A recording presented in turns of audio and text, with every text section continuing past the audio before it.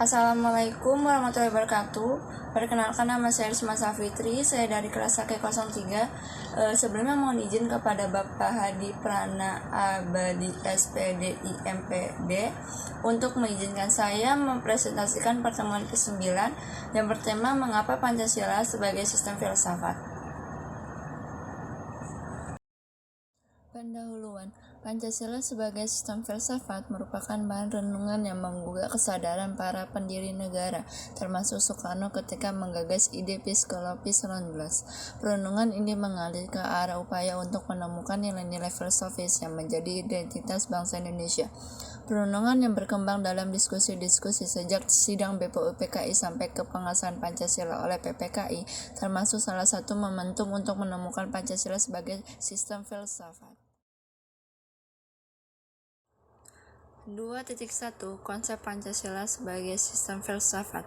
Filsafat berdasarkan 4 pernyataan, yaitu 1. Sebagai seorang pedagang, filsafat saya adalah meraih keuntungan sebanyak-banyaknya.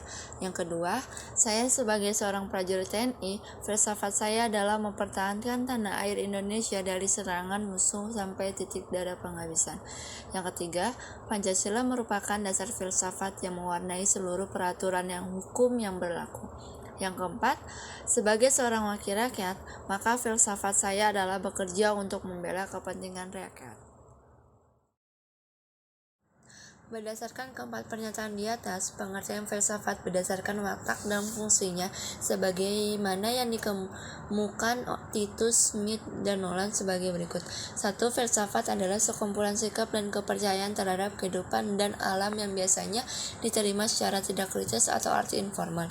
Yang kedua, filsafat adalah suatu proses kritik atau pemikiran terhadap kepercayaan dan sikap yang sangat dijunjung tinggi atau arti formal. Yang ketiga, filsafat adalah usaha untuk mendapatkan gambaran keseluruhan atau arti komprehensif. Yang keempat, filsafat adalah analisis logis dari bahasa serta penjelasan tentang arti kata dan konsep atau arti analisis linguistik. Yang kelima, filsafat adalah sekumpulan problematik yang langsung mendapatkan perhatian manusia dan dicarikan jawabannya oleh ahli-ahli filsafat atau arti aktual fundamental.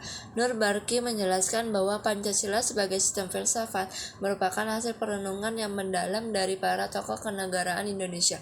Hasil perenungan itu semula dimaksudkan untuk merumuskan dasar negara yang akan merdeka. Istilah Psikologis 19 dan Wei-Tanshan merupakan dua istilah yang syarat dengan nilai-nilai filosofis. Yang membedakan Wei-Tanshan lebih mengacu pada pandangan hidup yang bersifat praktis, sedangkan Diakara menegaskan bahwa Wei-Tanshan belum tentu didahului oleh filsafat karena pada masyarakat primitif terdapat pandangan hidup atau Wei-Tanshan yang tidak didahului rumusan filsafat. Pancasila sebagai dasar filsafat negara atau Psikologis 19, nilai-nilai filosofis yang terkandung dalam sila-sila Pancasila mendasari seluruh peraturan hukum yang berlaku di Indonesia. Artinya, nilai ketuhanan, kemanusiaan, persatuan, kerakyatan, dan keadilan harus mendasari seluruh peraturan perundang-undang yang berlaku. Kedua, Pancasila sebagai Wei-Tanshan artinya nilai-nilai Pancasila itu merupakan suatu yang telah ada dan berkembang di dalam masyarakat Indonesia yang kemudian disepakati sebagai dasar filsafat negara atau Psikologis 19. 2.2 B. Urgensi Pancasila sebagai sistem filsafat. Urgensi Pancasila sebagai sistem filsafat atau yang dinamakan filsafat Pancasila artinya refleksi filosofis mengenai Pancasila sebagai dasar negara. Sastra Prateja menjelaskan makna filsafat Pancasila sebagai berikut. Pengolahan filosofis Pancasila sebagai dasar negara ditujukan pada beberapa aspek. Yang pertama, agar dapat diberikan pertanggungjawaban rasional dan mendasar mengenai sila-sila dalam Pancasila sebagai prinsip-prinsip politik. Yang kedua, agar dapat dijabarkan lebih lanjut sehingga menjadi operasional dalam bidang-bidang yang menyangkut hidup bernegara. Yang ketiga, agar dapat membuka dialog dengan berbagai perspektif baru dalam kehidupan berbangsa dan bernegara. Yang keempat, agar dapat menjadi kerangka evaluasi terhadap segala kegiatan yang bersangkut paut dengan kehidupan bernegara, berbangsa, dan bermasyarakat, serta memberikan perspektif pemecahan terhadap permasalahan nasional atau Sastra Praja 2001.23.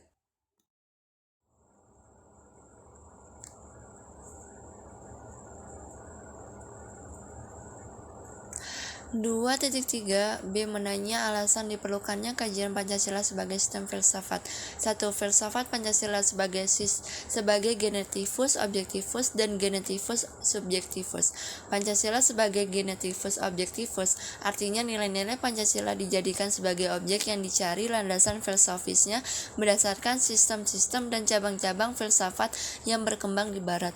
Misalnya, Notonagoro menganalisis nilai-nilai Pancasila berdasarkan pendekatan substansialistik filsafat Aristoteles sebagaimana yang terdapat dalam karyanya yang berjudul Pancasila Ilmiah Populer.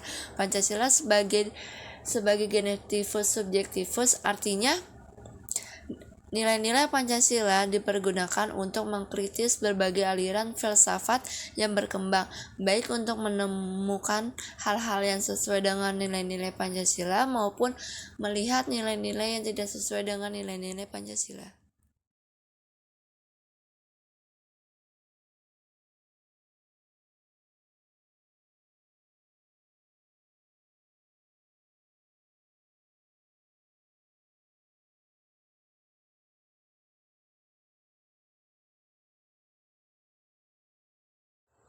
Dua, landasan ontologis filsafat Pancasila.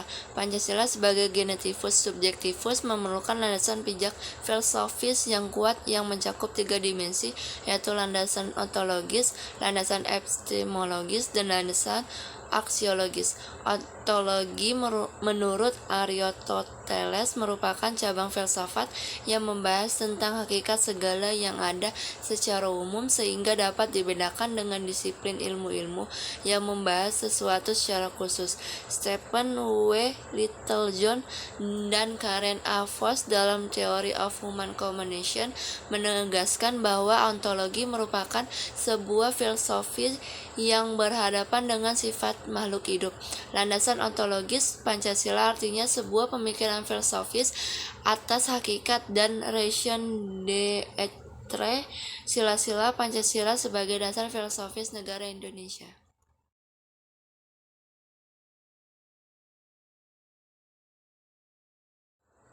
Yang ketiga, landasan epistemologis filsafat Pancasila.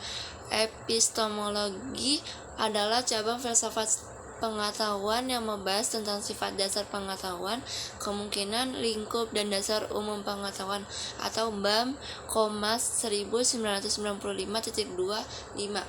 Epistemologi terkait dengan pengetahuan yang bersifat sui generis berhubungan dengan sesuatu yang paling sederhana dan paling mendasar.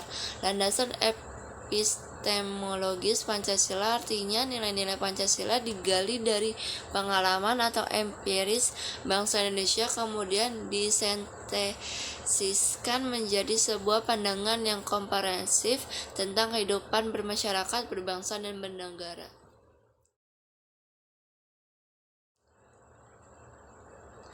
4. Landasan aksiologis Pancasila. Istilah aksiologis terkait dengan masalah nilai atau value.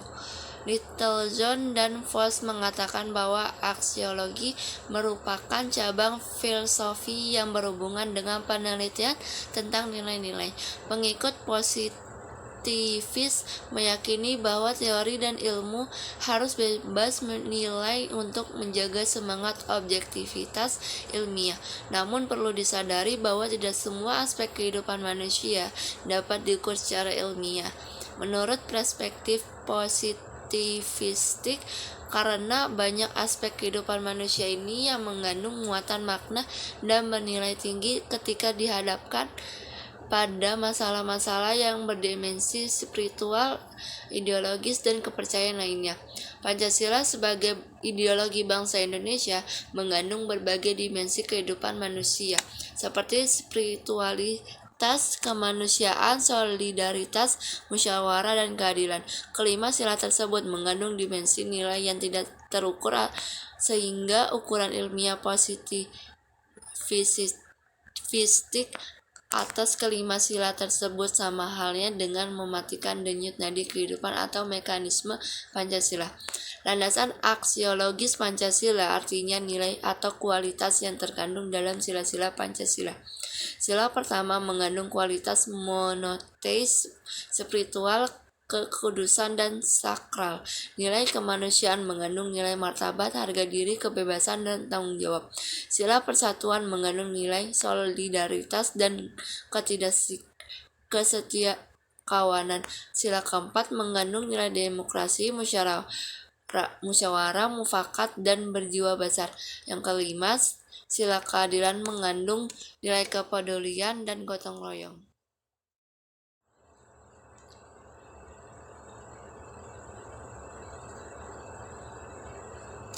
2.4 Menggali sumber historis, sosiologis, politis tentang Pancasila sebagai sistem filsafat.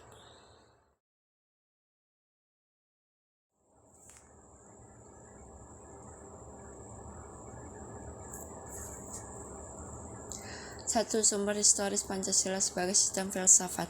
Pada 12 Agustus 1928, Soekarno pernah menulis di seluruh Indonesia yang menyebutkan bahwa nasionalisme adalah nasionalisme yang membuat manusia menjadi perkakasnya Tuhan dan membuat manusia hidup dalam roh, atau Yudilatif, 2011.268. Pembahasan sila-sila Pancasila dalam sistem filsafat dapat ditelusuri dalam sejarah masyarakat Indonesia sebagai berikut. A. Sila ketuhanan yang Maha Esa.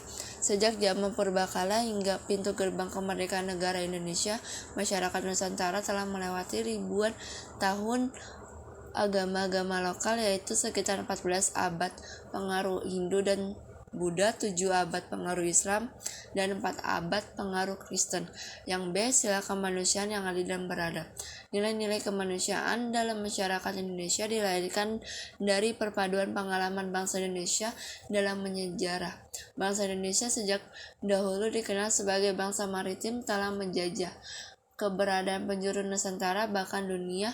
Hasil pengeboran itu membentuk karakter bangsa Indonesia yang kemudian oleh Soekarno disebut dengan istilah internasional atau perikemanusiaan. C. Sila persatuan Indonesia. Kebangsaan Indonesia merefleksikan suatu kesatuan dalam keragaman serta kebaruan dan kesilaman. Indonesia adalah bangsa majemuk, paripurna yang menakjubkan karena kemajemukan sosial, kultural, dan teritorial dapat menyatu dalam suatu komunitas politik kebangsaan Indonesia. Yang D. Sila kerakyatan yang dipimpin oleh hikmat kebijaksanaan dalam pemusyawaratan atau perwakilan. Demokrasi sebagai bentuk pemerintahan dari rakyat, oleh rakyat, dan untuk rakyat memang merupakan fenomena baru di Indonesia yang muncul sebagai ikutan formasi negara Republik Indonesia Merdeka. Sejarah menunjukkan bahwa kerajaan-kerajaan pra-Indonesia adalah kerajaan feodal yang dikuasai oleh raja-raja autokral. Meskipun demikian, nilai-nilai demokrasi dalam taraf tertentu telah berkembang dalam budaya Nusantara dan dipraktikkan setidaknya dalam unit politik kecil. Yang E. Keadilan sosial bagi seluruh rakyat Indonesia. Masyarakat adil dan makmur adalah impian kebahagiaan yang telah berkobar ratusan tahun lamanya dalam dada keyakinan bangsa Indonesia. Impian kebahagiaan itu terpahat dalam ungkapan Gema Ripa Roh Jinawi Tata Tentram Kertaraharja.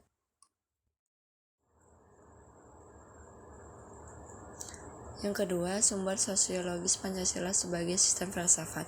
Setelah pidato Soekarno, sidang menerima usulan nama Pancasila bagi dasar filsafat negara atau psikologis Grundles yang diusulkan oleh Soekarno, dan kemudian dibentuk panitia kecil 8 orang atau Ki Bagus Hadi Kusumo, Ki Haji Wahid Hasyim, Muhammad Yamin Sutarjo, A. Marimis, Otto Iskandar Dinata, dan Muhammad Hatta, yang bertugas menampung usul-usul seputar calon dasar negara. Kemudian sidang pertama BPUPKI 29 Mei sampai 1 Juni 1945 ini berhenti untuk sementara.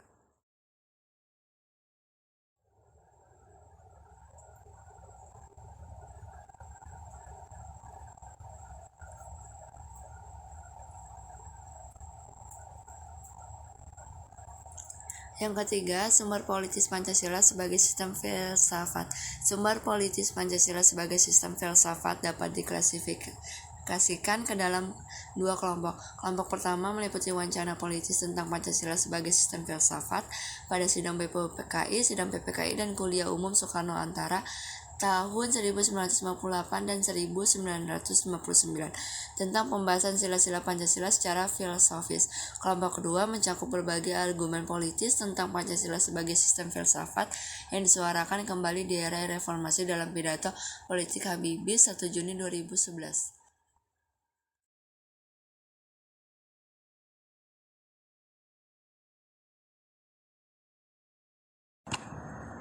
Sekian presentasi saya, kurang lebihnya mohon maaf. Wabillahi taufiq wal hidayah. Wassalamualaikum warahmatullahi wabarakatuh.